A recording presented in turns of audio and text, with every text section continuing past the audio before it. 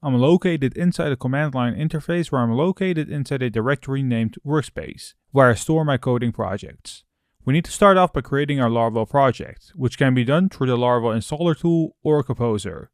Most of you might be familiar with these steps, but it does not cost a lot of extra time, so I thought, why not set up the project together?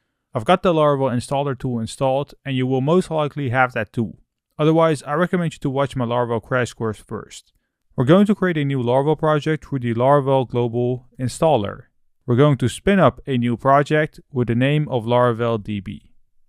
Once we hit enter, a new subdirectory will be created inside my workspace with a directory name that we provided inside the Laravel new command tool. Now that our Laravel project has been set up successfully, we're ready to change directories since most of the magic within Laravel happens inside the project directory itself. So through the CLI, we could change directories by saying cd into a directory that we just created named Laravel DB.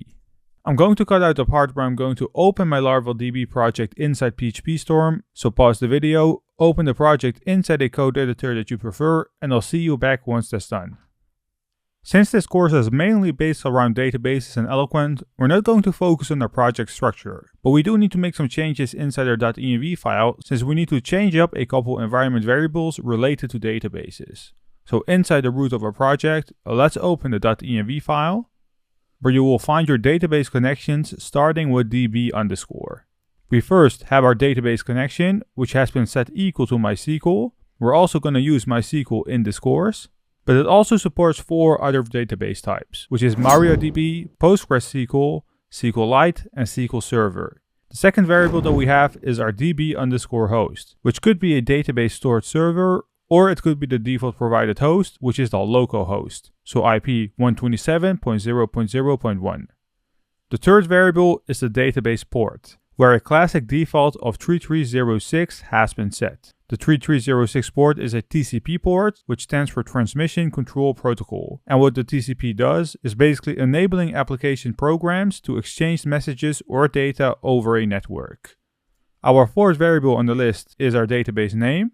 By default, Laravel generates a database name right here based on your project name. This doesn't mean that Laravel creates a database for you, since this needs to be done by yourself, through a database client or through the CLI. We're not using hyphens right now, but it's good to keep in mind that MySQL does not allow you to add hyphens, so we cannot say Laravel-DB. If your project directory has hyphens inside of it, Laravel will replace them with an underscore. The last 2 variables are different for everyone. We have the database username and we have the database password. The database username is the username that you use to access your MySQL databases, where the database password is the password of the database user. I've got a user with the name of root, where my password is equal to Dari1234. If we navigate back to the CLI, I have MySQL installed inside my CLI, where I simply need to perform the MySQL command to get access to my databases. Right here, we could simply perform a MySQL command to create our database by saying create database, and let's name it Laravel DB. If you name it different right here, you need to change the DB_database variable right here as well. Let's navigate back and hit enter. Now we're still not completely sure whether our credentials are correct or not. Laravel has an Artisan command which allows you to get a bit more insight of your database. So let's perform an exit right here, and right inside of our Laravel DB project, we should perform the PHP Artisan DB:show command.